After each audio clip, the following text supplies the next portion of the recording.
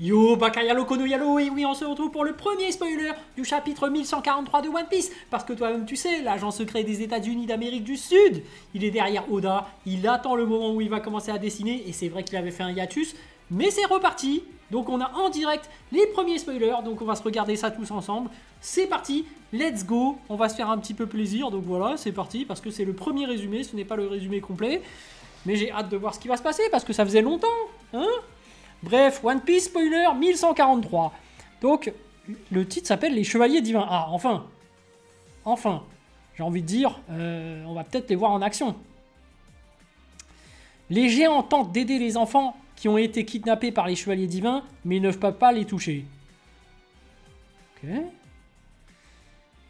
Summers a mangé le Iba Iba no Mi, fruit des épines. Lorsqu'une personne touche ses cibles, elles sont attaquées par des épines. Plus l'amour pour la cible est fort, plus les épines sont dangereuses.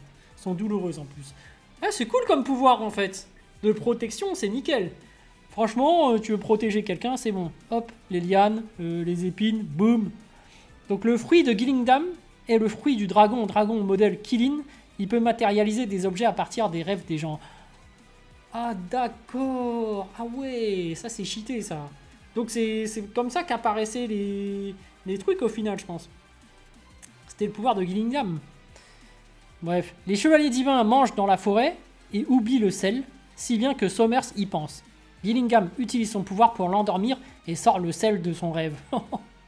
Et c'est pratique. Tu peux t'imaginer un super repas et boum, ça sort de ton rêve et du coup tu peux le manger. C'est génial. C'est génial comme pouvoir en vrai. Donc, mais après ça s'oriente beaucoup trop vers les rêves, hein. Parce qu'avec le Nika, on sait que c'est le fruit de l'imagination. On voyait que Bonnet aussi commençait à faire ça.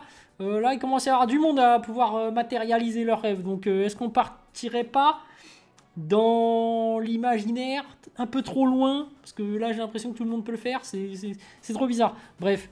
Est-ce que ce serait pas ça le thème de One Piece, finalement, vers quoi on s'oriente? Bref, retour au groupe de Loki et Luffy.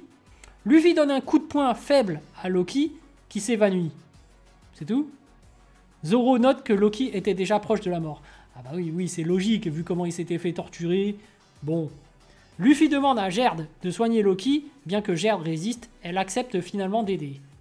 Flashback du passé de Ashruddin, Loki l'a harcelé depuis l'enfance.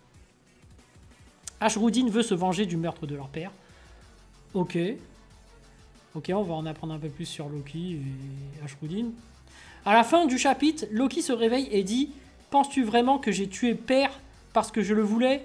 Je sais que tu ne me croiras pas non plus. » Ah oui, ça fait référence aux légendes nordiques. On sait très bien que dans Avengers et dans plein de trucs, Loki finalement tue Odin et qu'il y a Thor qui lui en veut. Bon, on va voir comment ils vont remixer ça, hein. En fait, Oda se base un peu sur la mythologie nordique pour raconter son histoire.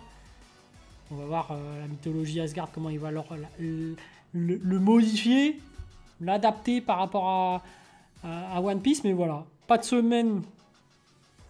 pause la semaine prochaine, c'est cool. Voilà, bon, bah, j'ai hâte de voir le résumé complet. Mais voilà, ça avance petit à petit. On en apprend plus sur ce qui se passe et on voit un peu les chevaliers divins, un peu ce qu'ils sont capables de faire. Mais je trouve que ça part trop en imagination. Je trouve que les limites commencent trop à se briser et que ça va devenir un peu plus n'importe quoi. Un peu trop n'importe quoi. Mais bref, allez, sur ce les amis, je vous dis donc à plus dans le bus, ou plutôt à plus tard dans le car, ou plutôt à bientôt dans le bateau.